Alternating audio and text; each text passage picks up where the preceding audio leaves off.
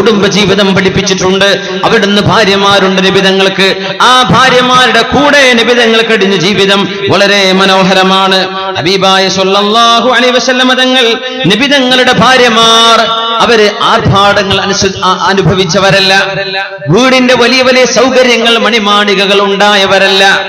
മഹാനായ ഹസനുൽ ബസ്വരി റളിയല്ലാഹു അൻഹു ബൈത്തുൻ നുബുവയിൽ വളർന്നു വന്ന മഹാനാണ്. മദീനയിൽ ഹസനുൽ ബസ്വരി തങ്ങൾ പറഞ്ഞിട്ടുണ്ട്, ഞാൻ എഴുന്നേറ്റ് നിന്നപ്പോ, ചെറിയ കുട്ടിയായിരുന്നപ്പോ എന്റെ കൈ കൊണ്ട് തൊടുമ്പോൾ ഹബീബിന്റെ വീടിന്റെ മേൽക്കൂര എനിക്ക് തൊടാൻ പറ്റുമായിരുന്നു. ആ വീടിന്റെ ഉള്ളിലാണ് ആയിഷ ബീവി റളിയല്ലാഹു അൻഹ വളർന്നത്. അവിടെയാണ് സഫിയ ബിൻത് ഹുയയ് ഇബ്നു അഖ്തബ് എന്ന് പറയുന്ന പ്രമുഖനായ ഒരു ഗോത്ര നേതാവിന്റെ തറവാടിത്തമുള്ള മകൾ സഫിയ റളിയല്ലാഹു അൻഹ, സഫിയ ബിൻത് ഹുയയ് അവരെ വളർന്നത് ആ ഒരു കൊച്ചു വീട്ടിലാണ്. അവിടെയാണ് സൈനബ് റളിയല്ലാഹു അൻഹ വളർന്നത്, സൈനബ് ബിൻത് ജഹ്ഷ്. അവിടെയാണ് സൈനബ് റളിയല്ലാഹു അൻഹ നബി തങ്ങളുടെ ഭാര്യ. അവിടെയാണ് ഉമ്മു സലമ റളിയല്ലാഹു അൻഹ ഹബീബായ സ്വല്ലല്ലാഹു അലൈഹി വസല്ലം തങ്ങളുടെ ഉമ്മഹാത്തുൽ മുഅ്മിനീൻ. അവരൊക്കെ വളർന്നത് സുഖ സൗകര്യങ്ങൾ അനുഭവിച്ചുകൊണ്ടല്ല, പക്ഷേ അല്ലാഹു അവിടെ സന്തോഷം നൽകി. അല്ലാഹു അവർക്ക് റാഹത്ത് കൊടുത്തു. കാരണം എന്തെന്നറിയോ? പെണ്ണുങ്ങളെ പോലെ, നമ്മുടെ സഹോദരിമാരെ പോലെ ഭർത്താക്കന്മാരോട് കഴിയാത്തത് അവർ ചോദിച്ചിട്ടില്ല. അവർക്ക് അതുണ്ടല്ലോ, നമുക്ക് ഇതില്ലല്ലോ. അവരുടെ വീട് അത്ര വലുപ്പമുണ്ട്, നമ്മുടെ അത്ര സൗകര്യം ഇല്ലല്ലോ. ഇത് പറഞ്ഞവരല്ല അവര്. നബിയേ, ولا تمدن عينيك إلى ما متعنا به أزواجا منهم زهرة الحياة الدنيا لنفتنهم فيه. മറ്റുള്ളവർക്ക് അല്ലാഹു നൽകുന്നത് നിങ്ങൾ നോക്കിക്കാണണ്ട. അവർക്ക് അത്രയുണ്ടല്ലോ, എനിക്കിതില്ലല്ലോ. അവർക്കതുണ്ട്, എനിക്കതില്ലല്ലോ. ഈ കുറ്റം കുറവും പറയല്ലേ, അല്ലാഹുവിന്റെ ആജ്ഞയാണ്. എന്തെന്നറിയോ? ബിസ്മില്ലാഹിർ റഹ്മാനിർ റഹീം. നഹ്നു ഖസംനാ ബൈനഹും, നാം അവർക്ക് ഓഹരി വെച്ചു കൊടുത്തിട്ടുണ്ട്. സൂറത്ത് സുഖ്റഫ്. എന്ത്? മഈശതഹും, ഓരോരുത്തർക്കും ഇവിടെ ജീവിക്കാൻ ആവശ്യമായത് അല്ലാഹു ഓഹരി വെച്ച് തന്നിട്ടുണ്ട്. ഒരുത്തന്റെ വീട്, അവന്റെ വാഹനം, അവന്റെ സൗകര്യം, ഇതില്ലാത്തവരില്ലേ? ഉള്ളതിൽ ഏറ്റ വ്യത്യാസങ്ങളില്ലേ? അല്ലാഹു കൊടുത്തിരിക്കുന്നതാണ്. നമുക്ക് അസൂയ വെക്കണ്ട. അവരിലേക്ക് കണ്ണുയർത്തി നോക്കി കൊതിയോടുകൂടെ നോക്കണ്ട, ദുരാഗ്രഹത്തോടുകൂടെ നോക്കണ്ട. അല്ലാഹു നിങ്ങൾക്ക് ഓഹരി വെച്ച് തന്നിട്ടുണ്ട്. മഈശതഹും, നിങ്ങളുടെ ജീവിതത്തിന് ആവശ്യമായ എല്ലാം ഓരോന്നും. അതിന്റെ ശേഷം അല്ലാഹു പറഞ്ഞെന്താണെന്നറിയോ? وَرَفَعْنَا بَعْضَهُمْ فَوْقَ بَعْضٍ دَرَجَاتٍ. നിങ്ങളിൽ ചിലർക്ക് ചിലരെക്കാളും അല്ലാഹു സ്ഥാനം കൊടുത്തിട്ടുണ്ട്, ചില ഉയർച്ച കൊടുത്തിട്ടുണ്ട്. അവന്റെ അത്ര നിങ്ങൾക്കില്ല, നിങ്ങളുടെ അത്ര മറ്റൊരാൾക്കില്ല. നിങ്ങൾക്കിടയിൽ വ്യത്യാസം വെച്ചതും അല്ലാഹു തന്നെയാണ്. അതുകൊണ്ട് മത്സരിക്കാൻ നടക്കണ്ട. നഹ്നു ഖസംനാ ബൈനഹും മഈശതഹും, ഓരോരുത്തർക്കും ജീവിക്കാൻ ആവശ്യമായ കാര്യങ്ങൾ ഓഹരി വെച്ച് തന്നത് അല്ലാഹുവാണ്. ആ ഓഹരിയിൽ ഏറ്റ വ്യത്യാസം വരുത്തിയതും അല്ലാഹുവാണ്. വാടക വീടുള്ളവനുണ്ട്, 5 സെന്റ് ഭൂമി ഇല്ലാത്തവനുണ്ട്, വാടക വീട്ടിന് വാടക കൊടുക്കാൻ പറ്റാത്തവനുണ്ട്, മണിമാളിക ഉള്ളവനുണ്ട്, ഏക്കർ കണക്കിൽ ഭൂമിയിൽ ഒരു വീട് വെക്കുന്നവരുണ്ട്, 2 സെന്റിൽ ഭൂമി വെച്ചവനുണ്ട്, 4 സെന്റിൽ ഭൂമിയുള്ളവനുണ്ട്. ഇങ്ങനെയൊക്കെ ഏറ്റ വ്യത്യാസങ്ങൾ ഉണ്ടാക്കിയതും അല്ലാഹുവാണ്. അല്ലാഹു ചെയ്ത പണിയാണത്. നിങ്ങളതിൽ അസൂയയോടുകൂടെ നോക്കല്ലേ. നിങ്ങൾക്ക് ലഭിച്ചതിനെ സംബന്ധിച്ച് ചോദ്യമുണ്ട്, നിങ്ങൾക്ക് തരാത്തതിനെ കുറിച്ച് ചോദ്യമില്ലല്ലോ. അതുകൊണ്ട് അവൾക്ക് അത്രയുണ്ട്, ഇവൾക്ക് ഇത്രയുണ്ട്, ഇതൊന്നും പറയല്ലേ, ബുദ്ധിമുട്ടാക്കല്ലേ. എനിക്ക് നരകം അല്ലാഹു കാണിച്ചു തന്നു എന്ന് റസൂലുള്ളാഹ്. ഫറഅയ്തു അക്സറ അഹ്ലിഹാ നിസാഅ, ഞാൻ അവിടെ കണ്ടത് ഒരുപാട് പെണ്ണുങ്ങളെയാണ്. അവര് ചോദിച്ചു, നബിയേ, ഞങ്ങൾ അവിടെ കൂടുതലാവാൻ കാരണം എന്താണ്? എന്തേ ഞങ്ങൾ കൂടാൻ കാരണം? 2 കാരണങ്ങൾ പറഞ്ഞു നബി സല്ലല്ലാഹു അലൈഹി വസല്ലം. തുക്സിർനൽ ലഅന വതക്ഫുർനൽ അശീർ, നിങ്ങൾ ശാപവാക്കുകൾ വർദ്ധിപ്പിക്കുന്നവരല്ലോ. പെണ്ണുങ്ങൾ ശപിക്കുന്ന വാക്കുകൾ പറയും, ശാപത്തിന്റെ വാക്കുകൾ പറയും, ലക്ഷണം കെട്ടത്, കുരുത്തം കെട്ടത് എന്നൊക്കെ ധാരാളം പറയുന്നവര് പെണ്ണുങ്ങളാണ്. ഇവിടുത്തെ തിരുനാവായിലെ പെണ്ണുങ്ങൾ എങ്ങനെയാ നിങ്ങൾക്ക് അറിയില്ലേ? നിബിധങ്ങൾ പറഞ്ഞു അങ്ങനെ ഒരു അസുഖം പെണ്ണുങ്ങൾക്ക് ഉണ്ട്. ശാപം വർദ്ധിപ്പിക്കുന്നവരാണ് നിങ്ങൾ, അത് കാരണം നരകത്തിൽ നിങ്ങൾ കൂടുതലാവുന്നുണ്ട്. രണ്ടാമത്തെ കാരണം നിങ്ങളുടെ കുടുംബനാഥനെ, നിങ്ങളുടെ ഹസ്ബൻഡ്, നിങ്ങളുടെ ഭർത്താവിനോട് നന്ദികേട് ചെയ്യുന്നവരാണ് നിങ്ങൾ. അവർ ചോദിച്ചു, നബിയേ, എന്ത് നന്ദികേടാണ് ഞങ്ങൾ ഭർത്താക്കന്മാരോട് ചെയ്യാറുള്ളത്? തങ്ങൾ പറഞ്ഞു കൊടുത്തു,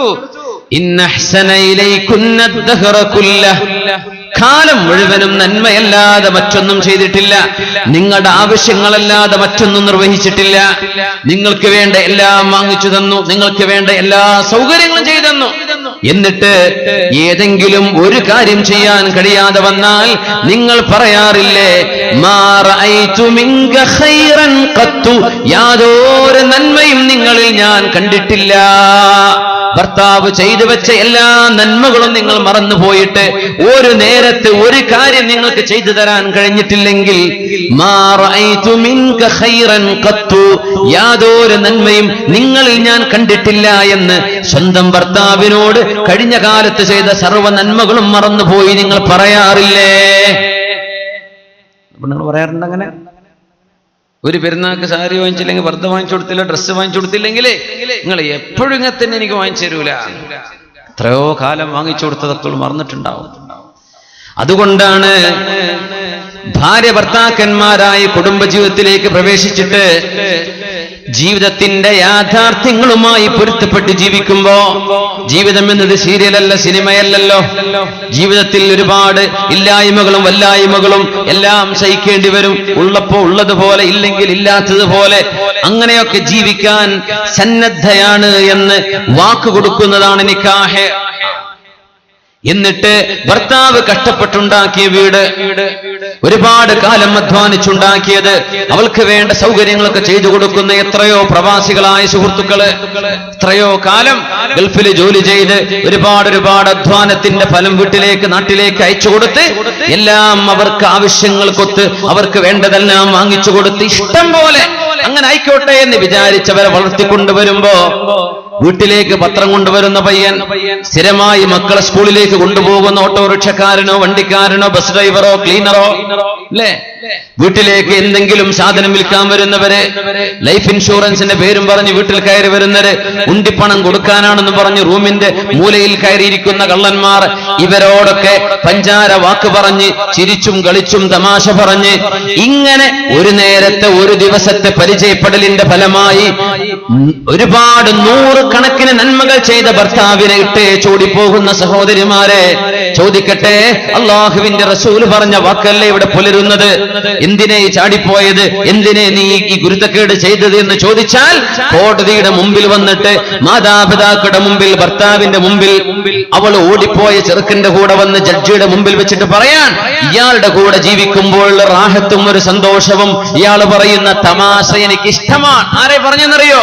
19-20 വയസ്സുള്ള പെൺകുട്ടികൾ, കല്യാണം കഴിയാത്ത കുട്ടികൾ വരെ പറഞ്ഞു, എന്ത്, ഇയാളുടെ തമാശ എനിക്ക് ഭയങ്കര ഇഷ്ടം, അതുകൊണ്ട് ഞാൻ പോവാണ്. ആരുടെ കൂടെ? കണ്ട ജാതിക്കാരന്റെ കൂടെ. ആരോടായി പറഞ്ഞത്? സ്വന്തം ഉമ്മയോട്, വാപ്പയോട്. കയ്യിലെടുത്ത് മാസങ്ങളോളം നടക്കാൻ പറ്റാത്ത ഈ കുഞ്ഞിനെ തോളിൽ വെച്ചിട്ട് ഉറങ്ങാൻ കഴിയാതെ ഉമ്മ തോളിൽ വെച്ച് നേരം പുലരുന്നവരെ താരാട്ട് പാടിക്കൊടുത്ത കുഞ്ഞാണിത് അല്ലേ?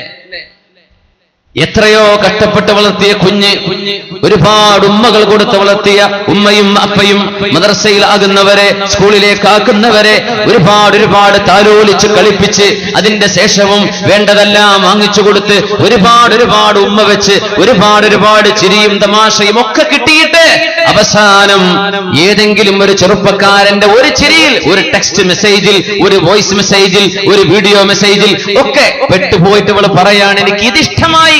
മോളെ, നിനക്ക് വേണ്ടി 18 കൊല്ലം കഷ്ടപ്പെട്ട ഉമ്മയെ നീ മറന്നുവോ? 20 വയസ്സ് നിനക്കാകുന്നവരെ നിനക്ക് സന്തോഷം മാത്രം തന്ന വാപ്പയെ നീ മറന്നുപോയില്ലേ? നിന്റെ മുമ്പിൽ അങ്ങാടിയിലോ ബസ് സ്റ്റാൻഡിലോ നീ പഠിച്ച കോളേജിലോ നിന്റെ ക്ലാസ് റൂമിലോ പ്രത്യക്ഷപ്പെട്ട ഒരു ചെറുപ്പക്കാരന്റെ കൂടെ ഞാൻ പോവുകയാണെന്ന് പറഞ്ഞ് നീ ഇറങ്ങി ഓടുമ്പോ നീ എന്താ ഇവിടെ ചെയ്തത്? നിന്നോട് ഒരു നേരം ചിരിച്ചവനോട് 1 മാസം ചിരിച്ചു എന്ന് സങ്കല്പിക്കുക, 1 വർഷമെന്ന് സങ്കല്പിക്കുക. നീ ഈ പ്രായമെത്തുന്നവരെ നിന്നെ സന്തോഷം നൽകി നിന്നെ വളർത്തിയ മാതാപിതാക്കളെ മറന്നുപോയില്ലേ? എന്റെ ഉമ്മയും വാപ്പയും എനിക്ക് ഒരു നന്മയും ചെയ്തു തന്നില്ല എന്ന് പറയുന്നതിന് തുല്യമല്ലേ കണ്ടവന്റെ കൂടെ ഇറങ്ങി ഓടുന്നത്? പെണ്ണുങ്ങൾ അങ്ങനെ ചെയ്യല്ലേ, ബുദ്ധിമോശം ചെയ്യല്ലേ. ശരീരത്തിന്റെ വികാരമൊക്കെ അടങ്ങും, ശരീരത്തിന്റെ ആരോഗ്യം തീർന്നാൽ ഇതൊന്നും വേണ്ട. ഒരു നേരം ശരീരത്തിന്റെ ഉള്ളിൽ എവിടെയെങ്കിലും മാരകമായ ഒരു രോഗത്തിന്റെ ക്യാൻസറിന്റെയോ ട്യൂമറിന്റെയോ അല്ലെങ്കിൽ കിഡ്നി ഫെയിലിയറോ എന്തെങ്കിലും മാരക രോഗം ശരീരത്തിലുണ്ട് എന്ന് പറഞ്ഞാൽ ആണോ പെണ്ണോ, ചെറുപ്പക്കാരി നിന്റെ ആവേശം തീരും. നീ പിന്നെ മരണത്തിലേക്കാണ് എടുക്കുന്നത്. നിന്റെ ജീവിതത്തിന്റെ സന്തോഷം അവസാനിച്ചുവോ? നൈമിഷികമായ ഒരു സുഖത്തിന് വേണ്ടി ലാ ഖൈറ ഫീ ലദത്തിൻ മിൻ ബഅദിഹ അന്നാറു تفنى اللذاذة ممن نال صفوتها من الحرام ويبقى العار والألم. മഹാനായ സുഫിയാൻ തൗരി തങ്ങൾ പറയുമായിരുന്നു, സുഖങ്ങളൊക്കെ തീരും, അനുഭവിച്ചു പോയ സുഖങ്ങളൊക്കെ മതിമറന്നു പോകും, അതൊന്നും പിന്നെ ഓർമ്മ വരില്ല. ചെയ്തു പോയ തെറ്റ് അള്ളാഹു മറക്കുകയില്ല, നമ്മൾ മറന്നാലും. ചെയ്തു പോയ തെറ്റ് അള്ളാഹു മറന്നു പോകില്ല, നമ്മൾ മറന്നാലും. കിറാമൻ കാതിബീൻ, മാന്യന്മാരായ അള്ളാഹുവിന്റെ മലക്കുകൾ എഴുതി വെക്കുന്ന അള്ളാഹുവിന്റെ സ്ക്രൈബ്സ്, അള്ളാഹുവിന്റെ ആജ്ഞപ്രകാരം എഴുതുന്ന മലക്കുകൾ മറന്നു പോവില്ലേ? അവര് മറന്നു പോവില്ല. ലാ ഖൈറ ഫീ ലദ്ദത്തിൻ മിൻ ബഅദിഹ അന്നാറു, ഏതൊരു സുഖത്തിന്റെയും ശേഷം പിന്നെ നരകമാണെങ്കിൽ എന്തിനാണ് ആ സുഖം, എന്തിനാണ് ആനന്ദം? അതിന്റെ പിറകെ വരുന്നത് നരകമാണെങ്കിൽ. അല്ലാഹുവിന്റെ ഹബീബ് സ്വല്ലല്ലാഹു അലൈഹി വസല്ലം തങ്ങൾ 2 വിഷയം ഓർമ്മിപ്പിക്കുകയാണ്. ഒന്ന്, ശാപത്തിന്റെ വാക്കുകൾ പറയല്ലേ, ശപിക്കുന്ന വാക്കുകൾ പറയരുത്. മറ്റൊന്ന്, നന്ദികേട് ചെയ്യുന്ന വാക്കുകൾ പറയരുത്. നിങ്ങളെന്ന് ഒരു നന്മയും ഞാൻ കണ്ടിട്ടില്ല, ഒരു സന്തോഷം എനിക്ക് കിട്ടിയിട്ടില്ല എന്ന് 100 കണക്കിന് സന്തോഷങ്ങൾ തന്നത് മറന്നുപോയി മറച്ചു പിടിച്ചുകൊണ്ട് പറയല്ലേ. അതിന്റെ പേരിൽ റഅയ്തു അക്തറ അഹ്ലിഹ നിസാ, അള്ളാഹുവിന്റെ നരകത്തിൽ ഒരുപാട് കിടക്കുന്നത് പെണ്ണുങ്ങളാണെന്ന് ഞാൻ കണ്ടുവന്ന് പരിശുദ്ധ റസൂലുള്ളാഹി സ്വല്ലല്ലാഹു അലൈഹി വസല്ലം. നമുക്ക് നല്ല ഭാര്യയാവണം, നല്ല ഭർത്താവണം, നല്ല ഉമ്മയാവണം, നല്ല വാപ്പയാവണം, നല്ല മക്കളാവണം, നല്ല ആങ്ങളയാവണം, നല്ല പെങ്ങളാവണം. ഇതിനുള്ള വഴിയാണ് പരിശുദ്ധ ഇസ്ലാം പഠിപ്പിച്ചു തന്നത്. എല്ലാം വ്യക്തമായി മനോഹരമായി പഠിപ്പിച്ചു തന്നുവല്ലോ.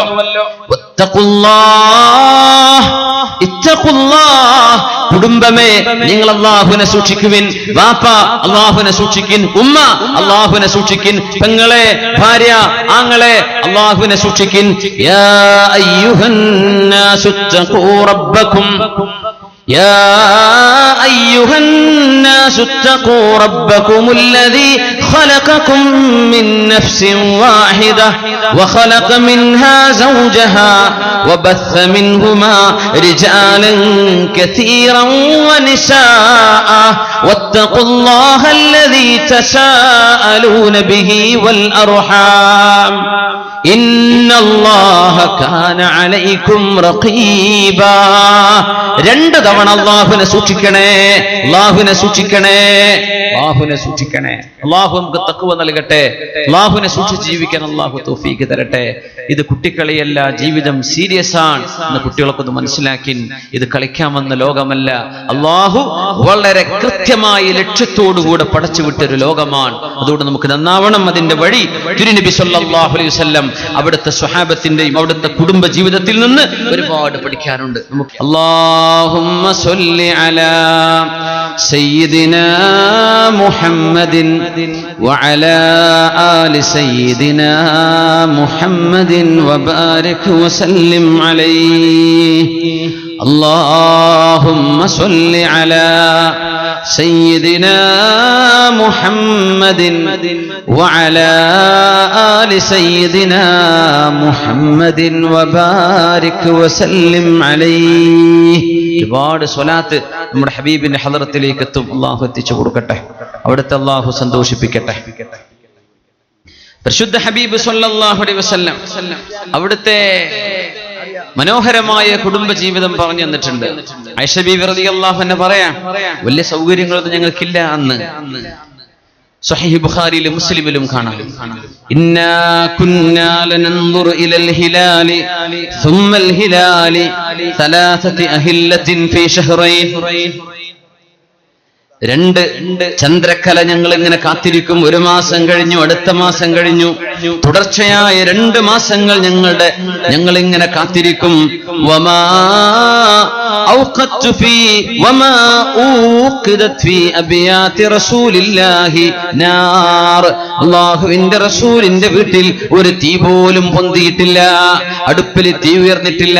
2 മാസം കഴിഞ്ഞപ്പോ 2 മാസം തുടർച്ചയായി മാസക്കല കാണുന്നത് ഞങ്ങൾ ഇങ്ങനെ കാണുന്നുണ്ട്. പക്ഷേ ഹബീബിന്റെ വീട്ടിൽ തീ ഉയർന്നിട്ടില്ല, പുകയുയർന്നിട്ടില്ല. ഇതിന്റെ അർത്ഥം എന്താണെന്ന് മനസ്സിലാവാതെ സഹോദരി അസ്മാ ബീവിയുടെ പൊന്നുമോൻ ഉർവത്ത് ഇബ്നു സുബൈർ റളിയല്ലാഹു അൻഹു അവർ ചോദിച്ചു, ആയിഷ ബീവി, തീ ഉയർന്നിട്ടില്ല എന്ന് പറഞ്ഞാൽ മാംസമൊക്കെ വേവിക്കാതെ നിങ്ങൾ തിന്നലായിരുന്നോ? അതല്ല, ഗോതമ്പൊക്കെ വേവിക്കാതെ തിന്നലായിരുന്നോ? ഉർവത്ത് ഇബ്നു സുബൈറേ, വേവിക്കാൻ മാംസം ഞങ്ങൾക്ക് കിട്ടിയിരുന്നില്ല, വേവിച്ചു തിന്നാൻ ഗോതമ്പ് ഞങ്ങൾക്ക് 2 മാസമായി കിട്ടിയിരുന്നില്ല. പിന്നെ എങ്ങനെയാ നിങ്ങൾ ജീവിച്ചത്?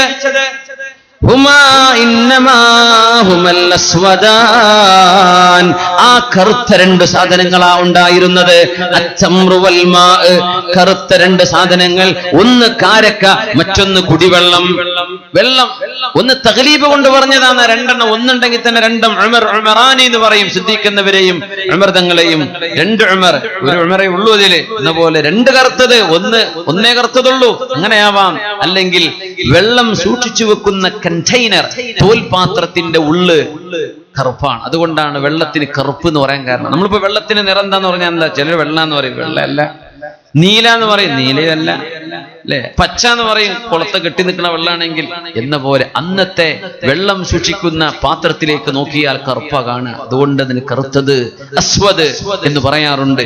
ഈ കറുത്ത 2 സാധനമല്ലാതെ മറ്റൊന്നും ഞങ്ങളുടെ വീട്ടിലുണ്ടായിരുന്നില്ലെന്ന് ഉമ്മുൽ മുഅ്മിനീൻ ആയിഷ റളിയല്ലാഹു തആല അൻഹാ. ഇറച്ചി കഴിക്കാൻ കിട്ടിയിട്ടില്ല. നമ്മൾ ഡെയിലി ഇറച്ചി കഴിക്കുന്നുണ്ട് ഇപ്പൊ നാട്ടില്. റമളാനില് സജീവാവും അല്ലെ, നോമ്പുറക്കുമ്പോഴും അത്താഴത്തിനും ആവും. അല്ലെങ്കിൽ ഡെയിലി ഒന്നും ഉണ്ടാവില്ല. വെള്ളിയാഴ്ച, ഞായറാഴ്ച, ശനിയാഴ്ച, എപ്പോഴെങ്കിലും ഒരിക്കലൊക്കെ ഉണ്ടാവും ഒരു ആഴ്ചയിൽ. റമളാനാകുമ്പോൾ ഒരുപാട് തിന്നുണ്ടല്ലേ പടച്ചോനെ. അതിനെപ്പറ്റി വേറെ പറയേണ്ടതാണ്.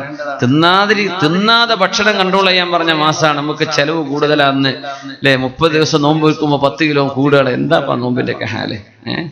സുബ്ഹാനല്ലാഹ്. അപ്പോ ഭക്ഷണമൊക്കെ ഒന്ന് കുറക്കി. അവരൊക്കെ ജീവിച്ച ആ ഒരു ത്യാഗമൊക്കെ ആലോചിച്ച നമുക്കൊന്നും ഒരു വിഷമമില്ലല്ലോ, ഒന്നുമില്ല. ഹബീബായ തങ്ങളുടെ ജീവിതത്തിൽ അങ്ങനത്തെ ചില കാലഘട്ടം വന്നുപോയിട്ടുണ്ട്. തങ്ങൾ ജാഹിദായിരുന്നു സല്ലല്ലാഹു അലൈഹി വസല്ലം.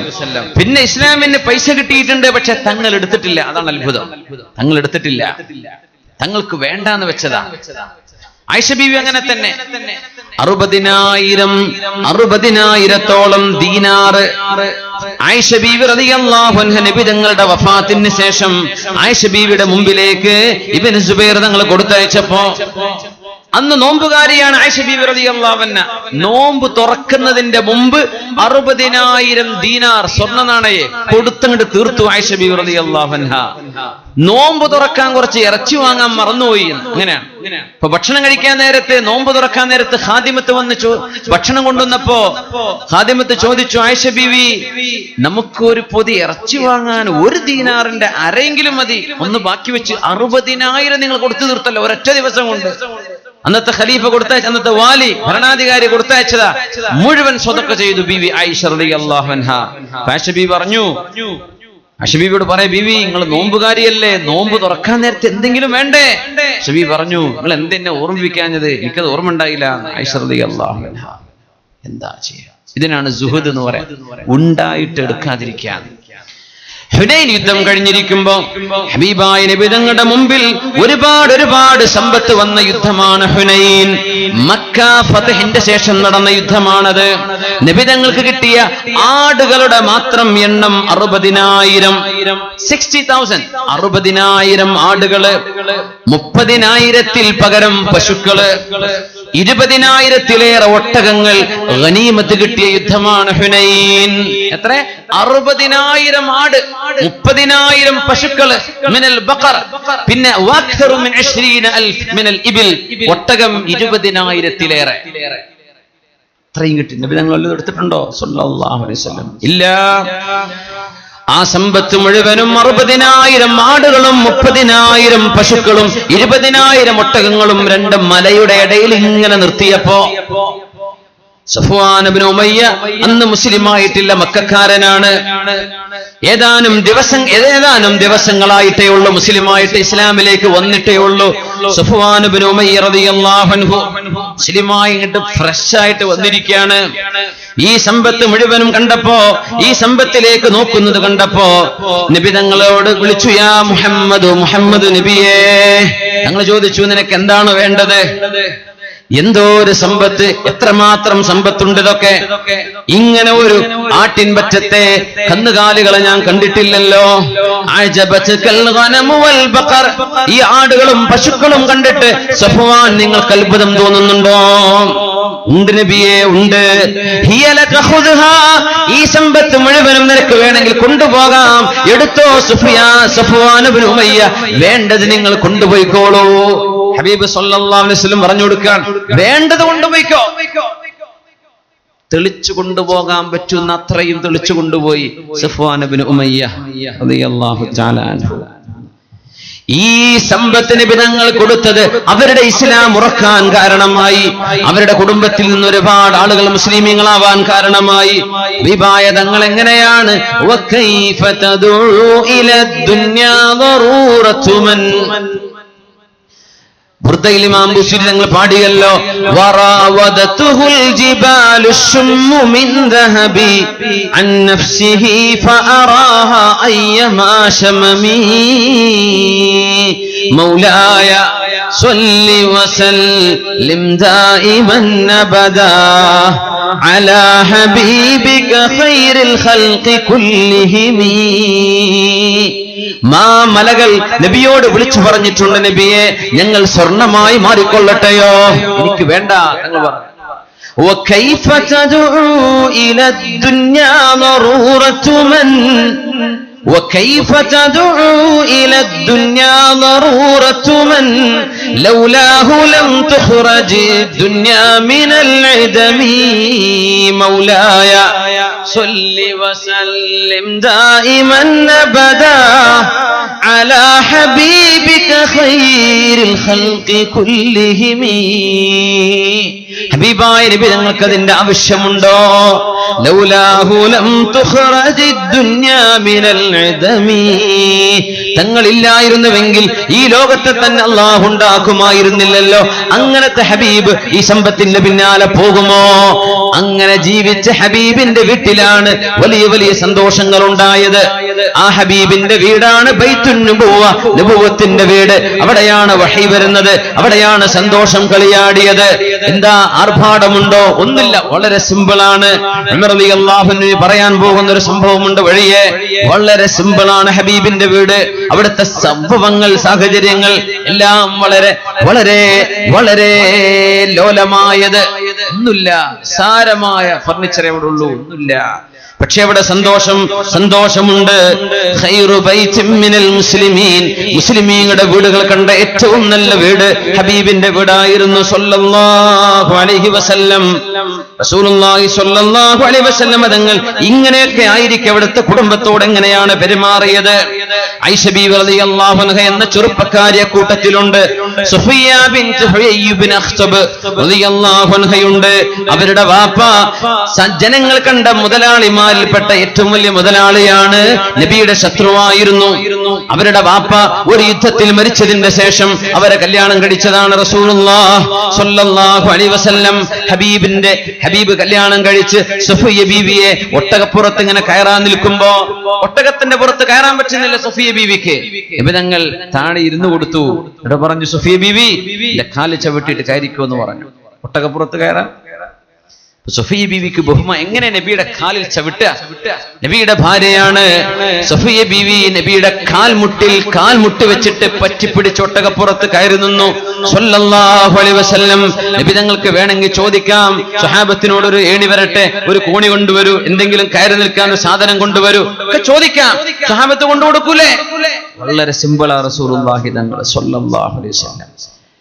ഇപ്പൊ നമ്മള് ഏതെങ്കിലും ഒരു പുരുഷൻ ഒരു പെണ്ണിനെ കാറ് നിർത്തിയിട്ട് ഡ്രൈവർ സീറ്റിൽ അവനാന്ന് വിചാരിക്കുക, അപ്പുറത്തെ സൈഡിൽ വന്ന് ഡോറ് തുറന്നു കൊടുത്ത് അവൾക്ക് കയറാനുള്ള സൗകര്യം ചെയ്തു കൊടുത്താൽ, നമുക്കറിയാത്ത ഒരാളെന്ന് വിചാരിക്കുക, നമ്മളിപ്പോ ഈ അങ്ങാടിക്ക് എന്താ പറയാ, എടക്കുളം അങ്ങാടിയിൽ ഒരു സ്വിഫ്റ്റ് കാർ വന്ന് നിർത്തിയെന്ന് വിചാരിക്കുക. ഒരു പെണ്ണ് ഇപ്പുറത്തുണ്ട്, അവൻ ഡ്രൈവർ സീറ്റിൽ നിന്നൊക്കെ ഇറങ്ങി വന്നിട്ട് അവൾക്ക് ഡോറ് തുറന്നു കൊടുക്കുകയാണ്. നിങ്ങൾ അപ്പൊ എന്താ പറയാ? ഇത് മറ്റേതാട്ടോ അല്ലേ? അവന്റെ ഭാര്യയാണെങ്കിലോ അവള് നബിതങ്ങൾ ഒട്ടകപ്പുറത്ത് കയറാൻ വേണ്ടി ഡോറ് തുറന്നു കൊടുക്കണ പോലെ നമ്മൾ ഇന്ന് ചെയ്യണ പോലത്തെ പണിയാ തങ്ങൾ ചെയ്തു കൊടുക്കുന്നത്. കാല് വെച്ചു കൊടുക്കുക, സഫിയ എന്റെ കാൽ ചവിട്ടിക്കോളൂ എന്നിട്ട് കയറിക്കോ. ഭാര്യയോട് ഇതാരും ചെയ്യാറില്ല, അതാണ് വിഷയം. ഈ വേണമെങ്കിൽ വന്നോ, വീഴാണെങ്കിൽ വീണോ. സുബ്ഹാനല്ലാഹ്. കല്യാണം കഴിഞ്ഞ ഉടനൊക്കെ ഭയങ്കര റൊമാൻറ്റിക്, കുറെ ടൂർ അങ്ങോട്ടും ഇങ്ങോട്ടൊക്കെ ഒരുപാട് പൈസ അടിച്ചു പൊളിച്ച്. ഒരു കുട്ടിയായി കഴിഞ്ഞാൽ പിന്നെ എങ്ങോട്ടും പോവില്ല, പിന്നെ ഓള് കുട്ടീനായിട്ട് ഇരിക്കട്ടെ, ഞാൻ പോയിക്കോളാം. ഒരുപാട് സന്തോഷങ്ങൾ നിലനിന്നു പോവേണ്ട കുടുംബങ്ങളാണ്. പക്ഷേ ഒന്ന് മെയിൻറ്റെയിൻ ചെയ്യാൻ നമുക്ക് സാധിക്കാതെ വരുന്നുണ്ട്. അതൊക്കെ ഒന്ന് ശ്രദ്ധിച്ചാൽ നമ്മുടെ കുടുംബത്തിലൊക്കെ വലിയ സന്തോഷങ്ങൾ ഉണ്ടാവും. ഖുർആൻ ദുന്യാവിന്റെ ചിത്രം പറഞ്ഞിട്ടുണ്ട്. ഇതൊരു മഞ്ഞയായിട്ട് തോന്നും. ആദ്യം ഭാര്യന്റെ കൂടെ നടക്കുമ്പോ എവിടെയെങ്കിലും വല്ല ബീച്ചിലോ അല്ലെങ്കിൽ വല്ല ഗാർഡനിലോ പൂന്തോട്ടത്തിലോ എവിടെയെങ്കിലും നടക്കാൻ കാലെന്ന് ഇടറിയാൽ എന്തെങ്കിലും പറ്റിയോ, ഡോക്ടറെ വിളിക്കണോ, ആംബുലൻസ് വിളിക്കണോ, എന്തോ ഒരു സ്നേഹമായിരിക്കും. കല്യാണം കഴിഞ്ഞ ഉടനെ അല്ലേ, 2-3 കുട്ടികളൊക്കെ ആയി, അവളും കൂടെ ഒക്കെ നടക്കുകയാണ്. നിങ്ങൾ തിരൂരങ്ങാടിക്ക് പോയി, അല്ലെങ്കിൽ തിരൂർ അങ്ങാടിയിലേക്ക് കേട്ടോ, തിരൂരങ്ങാടിക്കല്ല, തിരൂരല്ല നമ്മൾ അടുത്തുള്ളത്, തിരൂരങ്ങാടി ദൂരല്ലേ, അല്ലെങ്കിൽ തിരുനാവായ റെയിൽവേ സ്റ്റേഷനിൽ വെയിറ്റ് ചെയ്യാൻ. അവള് നടന്നപ്പോ കാല് കുത്തി വീണു. 2 കുട്ടികളൊക്കെ ഉണ്ടോ കൂടെ. നമ്മളപ്പോ പറയോ, ആ പണ്ട് പറഞ്ഞ വാക്ക് എന്ത് പറ്റിയോ, കാലിന് വല്ലതുണ്ടോ, ഡോക്ടറെ വിളിക്കണോ, എണീറ്റ് പോരിട്ടാ, പുരുഷന്മാര് കാണും. സുബ്ഹാനല്ലാഹ്.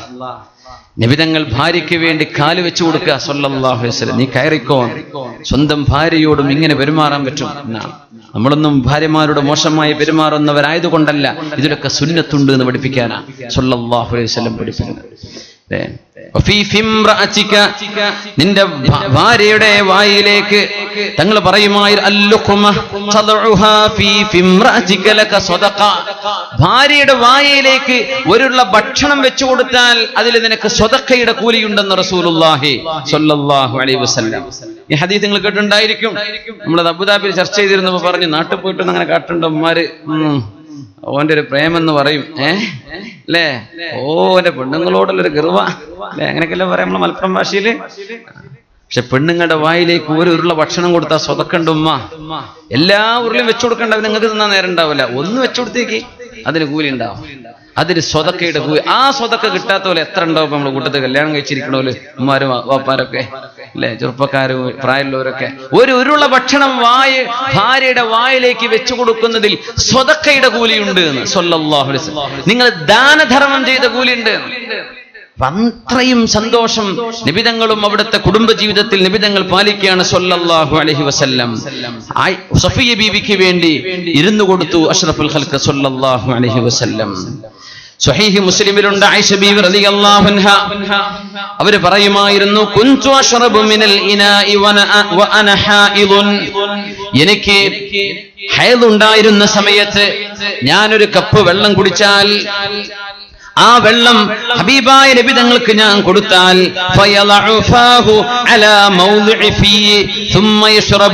ആ കപ്പെടുത്ത് നബി കുടിക്കുമ്പോ ഞാൻ അശുദ്ധിയിലുള്ള സമയത്ത്, അശുദ്ധിയായിരിക്കുന്ന സമയത്ത് ഒരു കപ്പ് വെള്ളം കുടിച്ചാൽ ആ കപ്പിന്റെ ബാക്കി നബി തങ്ങൾക്ക് കുടിക്കാൻ കൊടുക്കുമ്പോ ഞാൻ എവിടെയാണോ വായ വെച്ചത് എന്ന് നോക്കും നബി തങ്ങൾ ചോദിക്കും, യാ ആയിഷ മിൻ ഐന ശരിബ്തി, ആയിഷ ബീവി നിങ്ങൾ ഏതിലെയാ കുടിച്ചത്, ഈ സൈഡാണോ ഈ സൈഡാണോ? നബി തങ്ങൾ ചോദിക്കും, ഞാൻ പറഞ്ഞു കൊടുക്കും മിൻ ഹുന, ഞാൻ ഇവിടെ നിന്നാണ് കുടിച്ചത്.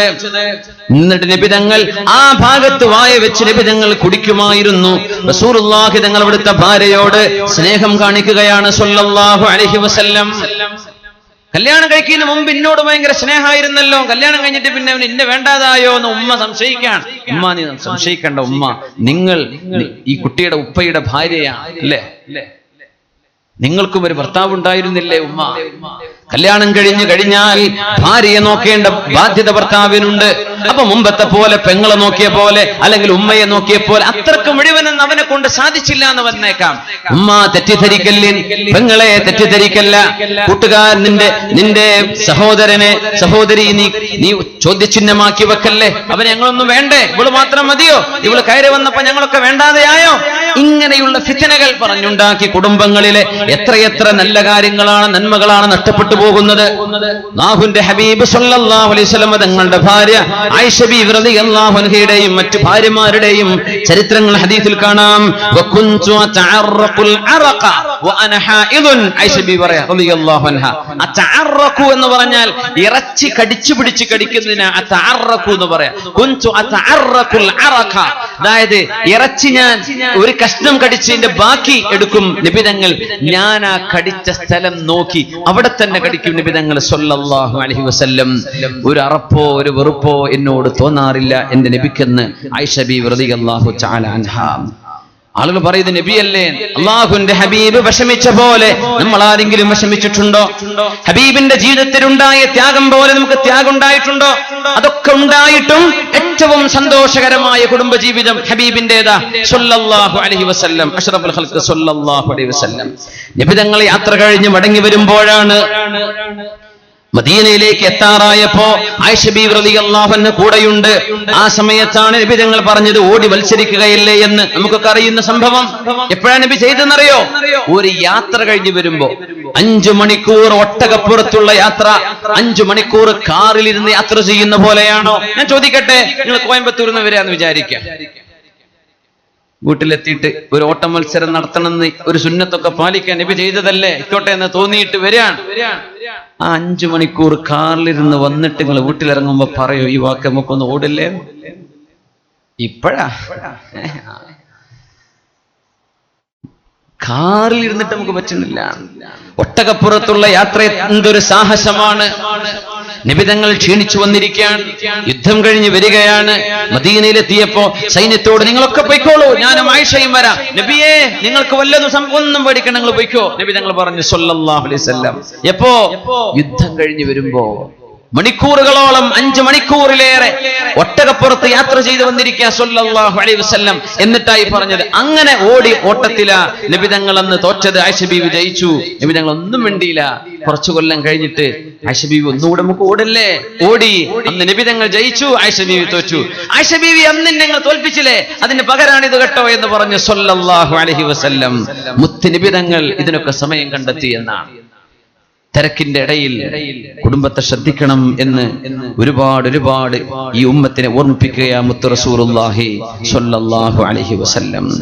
ഹബീബായ നബി തങ്ങളുടെ ഒരു സംഭവം ആയിഷ ബീവി റളിയല്ലാഹു അൻഹ പറഞ്ഞിട്ടുണ്ട്. ഇൻദൽ ബുഖാരി, സഹീഹ് ബുഖാരിയിൽ കാണാം. ഒരു പെണ്ണ് വന്ന് ചോദിച്ചു ആയിഷ ബീവിയോട്, ബീവി അല്ലാഹുവിന്റെ റസൂൽ വീട്ടിൽ എന്തൊക്കെയാ ചെയ്യാറുള്ളത്? നമ്മളെ പറ്റി അങ്ങനെ ചോദിച്ചാലേ, നമ്മളിപ്പോ ഒരു നല്ല കുടുംബമാണോ അല്ലേ എന്നറിയാൻ ഒരൊറ്റ ചോദ്യം മതി. ഒരൊറ്റ ചോദ്യം, നമ്മൾ നല്ലൊരു ഭർത്താവാണോ, ഭാര്യ നല്ലൊരു ഭാര്യയാണോ എന്നറിയാൻ ഒരൊറ്റ ചോദ്യം മതി രണ്ടാൾക്കും കൂടെ. ആ ചോദ്യം എന്താണെന്നറിയാലോ? അറിയെങ്കിൽ പിന്നെ പറയേണ്ട ആവശ്യമില്ല. അപ്പൊ അറിയാത്തവരുണ്ട്. എന്താണ് ആ ചോദ്യം? സ്വർഗത്തിലെത്തിയാൽ ഞാൻ നിന്റെ ഭർത്താവാൻ നിനക്ക് ആഗ്രഹമുണ്ടോ ചോദിക്ക. ഓൾ ഇങ്ങോട്ടും, നിങ്ങൾ സ്വർഗത്തിലാണെങ്കിൽ ഞാനും കടന്നാൽ നിങ്ങളെ ഭാര്യയാവാൻ നിങ്ങളെ ഭാര്യയാവാൻ ആഗ്രഹിക്കുന്നുണ്ടോ? ഇല്ലാന്ന് പറഞ്ഞാൽ മനസ്സിലായിക്കോളി. നമ്മൾ ആ പോയിന്റിലേക്ക് എത്തിയിട്ടില്ല. സുബ്ഹാനല്ലാഹ്. അവിടെ ദുനിയാവ് തന്നെ ഞാൻ വലിച്ചു കൊണ്ടുപോകണതിന് പാടെ എനിക്ക് അറിയില്ല. ഇനി അവിടെ വന്ന് എന്നെ ഇടങ്ങാറാക്കാണോ? അങ്ങനെ ആവരുത്. നബി തങ്ങളുടെ ഭാര്യമാരെ സ്വല്ലല്ലാഹു അലൈഹി വസല്ലം നമ്മുടെ ഭാര്യമാർക്ക് മാതൃകകളാണ്. നബി തങ്ങൾ വീട്ടിലേക്ക് എത്തിയാൽ വീടിന്റെ ഉള്ളിൽ തമാശ പറയും. കാന യംസഹു മഅ അഹ്ലി ബൈതി വയദ്ഹഖു വയുഅല്ലിഖു അലൈഹിം. തമാശ പറയും, ഓരോന്ന് പറഞ്ഞവരെ ചിരിപ്പിക്കും സ്വല്ലല്ലാഹു അലൈഹി വസല്ലം. കാന ഇദാ ഹദറത്തിസ് സ്വലാ, നിസ്കാരത്തിന്റെ സമയമായാൽ കഅല്ലം യഅരിഫനാ, നബിക്ക് ഞങ്ങളെ പരിചയം പോലും ഇല്ലാത്ത പോലെയാവും. നിസ്കാരമായാൽ നബിക്ക് ഞങ്ങളെ പരിചയമില്ല. ഇല്ലെങ്കിൽ എന്തോ ഒരു രസം, എന്തോ ഒരു തമാശ, എന്തോ ഒരു ചിരി അള്ളാഹുവിന്റെ ഹബീബ് ചിരിപ്പിക്കുമായിരുന്നു, കുടുംബത്തെ സന്തോഷിപ്പിക്കുമായിരുന്നു. തങ്ങൾ പറയുമായിരുന്നു, ഖൈറുൽ വാലിദീൻ, മാതാപിതാക്കളിൽ ഏറ്റവും നല്ല മാതാപിതാക്കൾ ആരാണെന്നറിയുമോ? ആരാ? ആ വാപ്പ വീട്ടിലേക്ക് വന്നാൽ മക്കളൊക്കെ സന്തോഷിക്കും, ഭാര്യയും സന്തോഷിക്കും. അതാണ് നല്ല വാപ്പ. മോശപ്പെട്ട വാപ്പ ആരാന്നറിയോ? ആ വാപ്പ വന്നാൽ മക്കളൊക്കെ വീട്ടിൽ നിന്ന് പുറത്തേക്ക് ഇറങ്ങി ഓടും. വാപ്പ പോയാൽ തിരിച്ചു വരും. വാപ്പ വരുന്നെന്ന് പറഞ്ഞാൽ ഭാര്യയുടെ മുഖമൊക്കെ വിഷമിക്കും, ഇടങ്ങേറാവും. അത് മോശപ്പെട്ട ഭർത്താവാണ്, മോശപ്പെട്ട വാപ്പയാണെന്ന് പരിശുദ്ധ റസൂലുള്ളാഹി സ്വല്ലല്ലാഹു അലൈഹി വസല്ലം കാന യഖ്സിഫു നഅലഹു, നബിയുടെ ചെരുപ്പ് നബി തന്നെ ഒറ്റക്ക് തുന്നുമായിരുന്നു. വയഖീതു സൗബഹു, നബിയുടെ വസ്ത്രം നബി തങ്ങൾ തുന്നുമായിരുന്നു ഒറ്റക്ക്. ഇന്നിപ്പോ വസ്ത്രം തുന്നണമെന്നില്ല, ആ പരിപാടിയൊക്കെ നിർത്തിയില്ലേ? മുമ്പൊക്കെ എത്ര തുന്നിട്ട് നമ്മൾ പോയിട്ടുണ്ടല്ലേ? ഇപ്പൊ തുന്നിന്റെ മുമ്പ് തന്നെ ഒഴിവാക്കിയില്ലേ? പലമാരി സ്ഥലമില്ലാത്തോണ്ടാ കുടുങ്ങിയത്. സുബ്ഹാനല്ലാഹ്. കാന യഖീതു സൗബഹു, അവിടുത്തെ വസ്ത്രനിബിതങ്ങൾ തുന്നിയെടുക്കുമായിരുന്നു. നിബിതങ്ങൾ അവിടെ അടിച്ചു വാരാൻ സഹായിക്കുമായിരുന്നു സ്വല്ലല്ലാഹു അലൈഹി വസല്ലം. ഹബീബായ നിബിതങ്ങളുടെ ഒരനുഭവം ആയിഷ ബീവി റളിയല്ലാഹു തആല അൻഹ അവിടുന്ന് പറഞ്ഞിട്ടുണ്ട്. എന്തെങ്കിലും ഒരു വിഷമം നിബിതങ്ങൾക്കുണ്ടായാൽ നബിതങ്ങൾ ഒറ്റക്കിരുന്ന് സങ്കടപ്പെടും. കുടുംബത്തിലേക്ക് വന്നാൽ ഹബീബ് ഒരിക്കലും തന്നെ വിഷമം കുടുംബത്തെ അറിയിക്കില്ല. അവരോട് തമാശ പറയും, അവരോട് ചിരിക്കും. ഹബീബായ തങ്ങൾ സ്വല്ലല്ലാഹു അലൈഹി വസല്ലം വമിൻ ആയാതിഹി അൻ ഖലഖ ലക്കും മിൻ അൻഫുസികും അസ്വാജൻ ലിതസ്കുനൂ ഇലൈഹാ വജഅല ബൈനകും മവദ്ദതൻ വറഹ്മ. നിങ്ങളുടെ ഖൽബിനുള്ളിൽ സ്നേഹവും കാരുണ്യവും ഉണ്ടാക്കിയത് അല്ലാഹുവാണ്. അവനാണ് നിങ്ങളുടെ കൽബുകളെ യോജിപ്പിച്ചത്. ഇത് അല്ലാഹു ചെയ്ത ഏറ്റവും വലിയ അനുഗ്രഹമാണല്ലോ. റസൂലുള്ളാഹി സ്വല്ലല്ലാഹു അലൈഹി വസല്ലം തങ്ങൾ നിബിതങ്ങൾ സുബ്ഹി നിസ്കാരം കഴിഞ്ഞ് അവരുടെ ഭാര്യമാരുടെ അടുത്ത് കൂടെ വന്നാൽ ഇൻദകും തുആം, ഭക്ഷണം ഉണ്ടോ തങ്ങൾ ചോദിക്കും. ബ്രേക്ക്ഫാസ്റ്റ്, രാവിലത്തെ നാശ്ത ഉണ്ടോ എന്നാ ചോദിക്കുന്നത്. ഒന്നുമില്ല നബിയേ. ലാ മാ ഇൻദനാ മിൻ തുആം, ഒരു ഭക്ഷണവുമില്ലല്ലോ നബിയേ. അപ്പുറത്തെ റൂമിലേക്ക് ചെല്ലും, വല്ലതുണ്ടോ നിങ്ങളടുത്ത്? ഒന്നുമില്ല നബിയേ. തൊട്ടപ്പുറത്ത് എന്തെങ്കിലും ഉണ്ടോ? ഒന്നുമില്ല നബിയേ. നബിയുടെ മറുപടി ഇദൻ ഫഅന സ്വായിമുൻ, എന്നാൽ ഞാൻ ഇന്ന് നോമ്പ് നോൽക്കുകയാണെന്ന് മുത്ത് ഹബീബ് പറയുമായിരുന്നു സ്വല്ലല്ലാഹു അലൈഹി വസല്ലം. പ്രശ്നങ്ങൾ ഉണ്ടാക്കില്ല. നമ്മളാണെങ്കിൽ എന്താ ചോദിക്കുക? ഇവിടെ ഒന്നുമില്ലാന്നോ? നീ എന്തേ പറയുന്നത്? ഞാൻ വാങ്ങിച്ചു കൊണ്ടുവരായിരുന്നില്ലേ? എന്തേ അറിയിക്കാതിരുന്നത്? ഇപ്പോഴാണോ പറയണത് എന്നൊക്കെ പറഞ്ഞ് നമ്മൾ പ്രശ്നം ഉണ്ടാക്കും. നബി തങ്ങൾക്കത് പറഞ്ഞൂടെ? തങ്ങൾ മാതൃക കാണിച്ചു തരാ സ്വല്ലല്ലാഹു അലൈഹി വസല്ലം. ما ضرب رسول الله صلى الله عليه وسلم احدا من نسائه قط, അവിടുത്തെ ഭാര്യമാരെ ഒരിക്കൽ പോലും നബി അടിച്ചിട്ടില്ലെന്ന് പരിശുദ്ധ ഹദീസിൽ കാണാം. സ്വഹീഹ് മുസ്ലിമിലുണ്ട്. അവിടുത്തെ ഭാര്യമാരെ ആരെയും വലാ ഖാദിമ, അവിടുത്തെ ഒരു ഖാദിമയെയും നബി അടിച്ചിട്ടില്ല സ്വല്ലല്ലാഹു അലൈഹി വസല്ലം. അവിടുത്തെ കൈകൊണ്ട് എന്തെങ്കിലും നിബിധങ്ങൾ ചെയ്തിട്ടുണ്ടെങ്കിൽ അള്ളാഹുവിന്റെ മാർഗത്തിൽ യുദ്ധം ചെയ്യുമ്പോൾ ചെയ്തതല്ലാതെ നിബിധങ്ങൾ അവിടുത്തെ ഭാര്യമാരെയോ അവിടുത്തെ വേലക്കാരെയോ അവിടുത്തെ സഹായികളെയോ നിബിധങ്ങൾ ശകാരിച്ചിരുന്നില്ല. 10 വർഷം ജോലി ചെയ്ത അനസ് ബിൻ മാലിക് റളിയല്ലാഹു അൻഹു പറഞ്ഞിട്ടുണ്ടല്ലോ, 10 വർഷത്തിനിടയ്ക്ക് എന്നോട് ചെയ്യാൻ പറഞ്ഞത് ഞാൻ ചെയ്യാതിരുന്നാൽ എന്തേ ചെയ്യാതിരുന്നത് എന്നോ, ഞാൻ ചെയ്യാൻ പാടില്ലാത്തത് ചെയ്താൽ എന്തുകൊണ്ട് നിങ്ങളത് ചെയ്തോ എന്നോ എന്റെ ഹബീബ് എന്നോട് 10 വർഷത്തിനിടയ്ക്ക് ഒരിക്കൽ പോലും പറഞ്ഞിട്ടില്ലെന്ന് മഹാനായ അനസ് ബിൻ മാലിക് റളിയല്ലാഹു തആല അൻഹു കാന അഹ്സനന്നാസി ഖുലുഖാ, ഏറ്റവും നല്ല സ്വഭാവക്കാരന ഹബീബായ സ്വല്ലല്ലാഹു അലൈഹി വസല്ലം.